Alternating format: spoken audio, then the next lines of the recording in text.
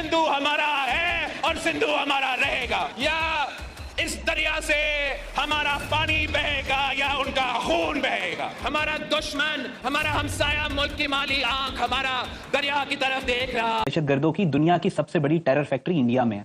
तामिल tiger से लेकर तहरीक तालिबान पाकिस्तान तक हर इस दौर के अंदर इस खित्ते की हर दहशतगर्द तंजीम को इंडिया ने स्पॉन्सर किया है। चाहे वो बांग्लादेश के अंदर मुक्ति बानी बनाना हो, चाहे श्रीलंका के अंदर तामिल टाइगर्स बनाना हो, चाहे पाकिस्तान के अंदर टीटीपी भेजना। तुम्हारा वो 2 कौड़ी का नेशनल सिक्योरिटी एडवाइजर अपने मुंह से ये कह चुका है कि मैं टीटीपी को सपोर्ट करता हूं। हमें इसलिए रचाया गया है कि पाकिस्तान का पानी भी हथियाया जाए और इजराइल की यहां मौजूदगी भी लाई जाए और इजराइल को साथ मिलाकर जो है वो पाकिस्तान को तंग किया जाए। इसमें तो मुझे शक नहीं है कि कोई ना कोई कार्रवाई तो जरूर भारत करेगा, क्योंकि प्राइम मिनिस्टर मोदी ने अपने जो गुज़श्ता रोज़ बिहार में एक जलसे से खिताब किया, उसने बड़े वाज़े तौर पे कहा कि कुछ जो लैंग्वेज थी उससे तो यही वाज़े होता है। हमसे इज्जत एहतराम दोस्ती का रिश्ता रखेंगे, इज्जत एहतराम और दोस्ती मिलेगी। दुश्मनी करने की कोशिश करेंगे, लाइन ऑफ कंट्रोल को क्रॉस करने की कोशिश करेंगे तो भाई फिर हम आउट ऑफ कंट्रोल हो जाएंगे। वैसे इंडिया के पास कमाल टेक्नोलॉजी है जो इंडियन पुलिस अपने शहरियों और बाहर से आए सयाहों का तहफ्फुज़ तो कर नहीं पाती, लेकिन विदिन 10 मिनट्स ये पता लगा लेती है कि दहशतगर्द बैरूनी आकाओं की ईमा पर सरहद पार से आए थे।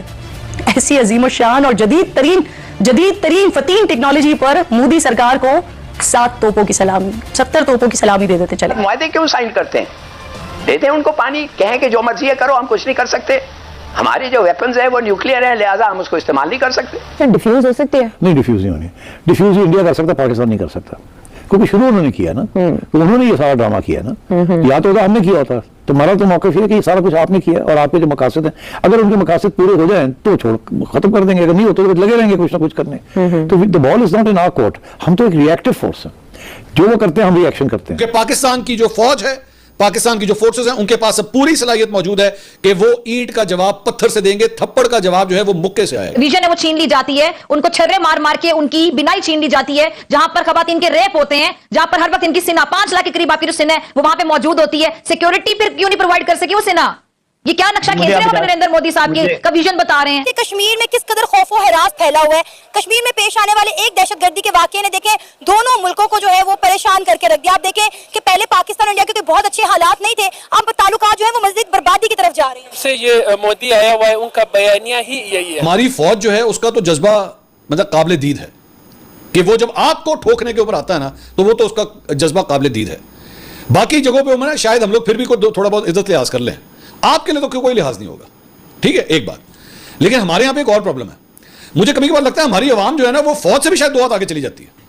वो कहते हैं आप लोग पीछे हो जाएं, हथियार हमारे हाथ में पकड़ाएं और हमने बॉर्डर क्रॉस करना है। देखिए, यही कर सकते हैं कि क्रॉस द LOC, वही जो सो कॉल्ड लॉन्च पैड्स हैं उन पे बमबारी करें, वो क्लेम करें बड़े बड़े कि जी हमने 1000 दहशतगर्दों को मार दिया, 40-50 टेरर कैंप्स हमने उड़ा दिए and so on and so fourth. लेकिन एक्शन वो होगा, क्विक एक्शन होगा, क्योंकि ये नहीं चाहेंगे कि बाकायदा एस्केलेशन हो, क्योंकि एस्केलेशन का भारत को बहुत नुकसान होगा इकोनॉमिकली। तो धमकी दे रहा है वॉर की, हम तो नहीं धमकी दे रहे वॉर की, इंडिया दे रहा है ना। तो सिचुएशन में इंडिया को समझा सकता है कोई नहीं समझा सकता, इंडिया को कोई नहीं समझा सकता। इंडिया को खुद पता है कि उन्होंने क्या किया है, इंडिया को पता है क्या करना है आगे, इंडिया को पता है किस हद तक पाकिस्तान को एक होकर इनका मुकाबला करना पड़ेगा। ये चारों सुबह 4 भाई की तरह है, ये 4 भाई साथ मिलकर मोदी को मुंह तोड़ जवाब देंगे। हम इस दरिया के वारिस हैं, मुहाफिज हैं और इसका तहफ़्फ़ुज़ करेंगे। तो इंडियन इंडिपेंडेंट ऑर्गन्स हैं वहाँ, वो भी बड़ा ख्याल करके बात करते हैं। अभी तो सारों ने ये बात कर ली है कि जी इन पाकिस्तान ने किया, किसी ने अभी तक ये नहीं कहा कि यार थोड़ा सोचो कि पाकिस्तान ने क्यों किया, उसको क्या फायदा था ये काम करने का। लॉजिक नहीं आ रही। मैंने लॉजिक समझाई है कि हमारे लिए कोई लॉजिक ही नहीं बनती कि हम ये काम करें, हमारा तो नुकसान हो जाता है। इंडिया का नहीं नुकसान होता, हमारा नुकसान होता है। इंडिया का नुकसान होगा जब इंडिया इसको अप करेगा। अभी कोई इंडिया का नुकसान नहीं हुआ, नुकसान तो हमारा है। हमारे ऊपर इल्जाम लगे जी आप लोग पहले पालते थे इस किस्म के लोग, अभी हम FATF से निकले, मार के निकले, तो फिर ये एक प्रेशर पड़ जाता है आपके ऊपर के जी ओहो अभी भी लोग यहाँ बैठे हुए जो ये करते हैं, फिर वो FATF वाले आ जाएंगे। इंडिया तो यही चाहेगा कि आपको फिर गिराव किया जाएगा। तो हम क्यों इस किस्म की चीज़ करें? अभी हाल ही में जनरल बाजवा और आर्मी एस्टैब्लिशमेंट ने ये फैसला किया था कि अब हमने फोकस करना है on Jio economics. Jio economics का ये मतलब नहीं है कि आप इंडिया के साथ पंगे लें इसके साथ। तो सवाल ही पैदा नहीं होता। ये तो हमारे हक में नहीं जाती ये बात कि ये सब कुछ जो हुआ है it is hurting us, it is not hurting India, right, it is hurting us. तो ये कोई यहाँ भी कुछ आवाज़ें खड़ी हो जाती है ना कि जी नहीं इसमें शायद हमारा भी हाथ हो। कुछ लोग पीटीआई के अभी भी गालियाँ दे रहे हैं, वो नहीं देखते कि यहाँ the question of the nation state, वो अभी भी अपनी पार्टी पॉलिटिक्स चल रहे हैं। तो ये दिस हेल्प्स इंडिया, मगर इंडिया में ऐसी कोई चीज़ नहीं है। वहाँ टोटल यूनिटी ऑन दिस कि रियासत को सपोर्ट करना है, झूठ बोले सच बोले रियासत को सपोर्ट करना है in a question of nationalism. Nationalism के ऊपर नेशन स्टेट कम्स फर्स्ट। तुम्हारा अजित कुमार डोवल अपने मुंह से ये बात कह चुका है, तुम्हारी हैसियत है कि तुम किसी को बात करो कि वो दहशतगर्द है। अवतार सिंह खांडा को तुमने कनाडा में मरवाया, इंग्लैंड में अवतार सिंह खांडा को मरवाया, कनाडा में हरदीप सिंह निज्जर को मरवाया, अमेरिका में तुम पनू पे अटैक कर रहे हो, भूटान के अंदर तुम लोगों को मरवा रहे हो, नेपाल की हुकूमत तुम्हारे खिलाफ है, हर जगह के ऊपर तुम दहशतगर्दी कर रहे हो और तुम मुंह उठा के पाकिस्तान को आके कह रहे हो। और जहां तक सिंतास मुआहदे की बात है, तुम नहीं मानते, हम भी नहीं मानते, और जो 3 दरिया हमने तुम्हें सिंतास मुआहदे के वक्त दिए थे अब हम वो भी वापस लेंगे। और मैं यहाँ पे बता देना जाके, मैं यहाँ पे कसम उठा के कहता हूं कि कश्मीर पे आवाजें नहीं रुकेंगी, दिल्ली पे झंडा लगाएंगे। और ये मैं खुदा की कसम खा के कहता हूं, तैयार रहना, हम बच गए गाजी, मर गए तो शहीद, तुम जिंदा भी कुत्ते, तुम मुर्दा भी कुत्ते। अरे आप लोग कैसी लैंग्वेज प्लीज ना इस्तेमाल करें। अच्छा दिल्ली बचा के रखो, तुम्हारी जिंदगी भी बुरी है। दिल्ली बचा के रखो। जो जंगें हैं, हमें ये तो सबसे पहले जो है ना, लोगों को यही नहीं पता कि ज़ाब्ता हयात क्या है। देखो, इस्लाम ने जो हमें बता दिया है ना, उसके मुताबिक हमें सबसे पहले उसने हमारे अंदर से डर निकाल दिया है।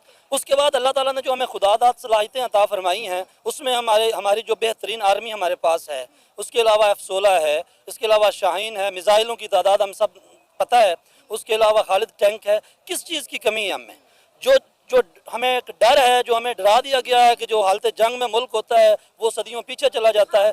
पहले आप अमेरिका को देखें, इसराइल को देखें, कब उन्होंने अपनी जंगें बंद की हैं, जंगों में हैं और हर दिन उनके जो है ना वो एक कदम आगे है। हमें सबसे पहले ये डर निकालना होगा। उसके अलावा ये जो हिंदू है, ये एक डरा हुआ, एक बिल्कुल ही वो कहते हैं मकार अयार, इसके अलावा उसमें कोई कैपेबिलिटी नहीं है। और हमारे पास जो निडर लोग हैं, हमारी आर्मी है, दिलेर लोग हैं, और इस्लाम ने हमें जो दिलेरी अता की है उसके आगे ये कुछ भी नहीं है। सबसे पहले हमें डर निकालना होगा। उसके अलावा बात यह है कि इस्लाम ने ये भी एक चीज़ बताई है कि आप ये नबी करीम सल्लल्लाहु अलैहि वसल्लम ने फरमाया कि आप ये ख्वाहिश ना करें कि हमारा दुश्मन के साथ पाला पड़े, लेकिन अगर दुश्मन पहल करता है तो उसके बाद पीछे ना हटें। इस्लाम है हमारे पास, कुरान है हमारे पास, और आखिरी बात यही है कि हमें सबसे पहले डर अंदर से निकालना होगा। आप देखें तो सही, ये जो 22 करोड़ आवाम है, आपके औरतों के साथ 14 करोड़ आवाम जो आर्मी के साथ खड़ी होगी, और जब लोग मौजूद हैं तो हमें किसी चीज़ की प्रॉब्लम नहीं होनी चाहिए। आपको लगता है कि किसी मसले का हल जंग है? हमने इंडिया के साथ कितनी जंगें लड़ी हैं, आप मुझे बताएं, किसी एक जंग का हमें फ़ायदा हुआ है या इंडिया को कोई फ़ायदा हुआ है? देखें, जो हमारी लाइफ है ना, उसमें जो बेसिक होती है ना ज़रूरियात, वो पूरी हो रही हैं। जो उसके अलावा हमारी जो अय्याशी के मामलात हैं वो नहीं पूरे होने, कभी भी नहीं होने, ठीक है ना। तो हमारी ये जंगें होती हैं ना, ये चौधरी, आप एक मोहल्ले का चौधरी ले लें, लड़ना वो भी नहीं चाहता, लेकिन उसका डरावा होता है।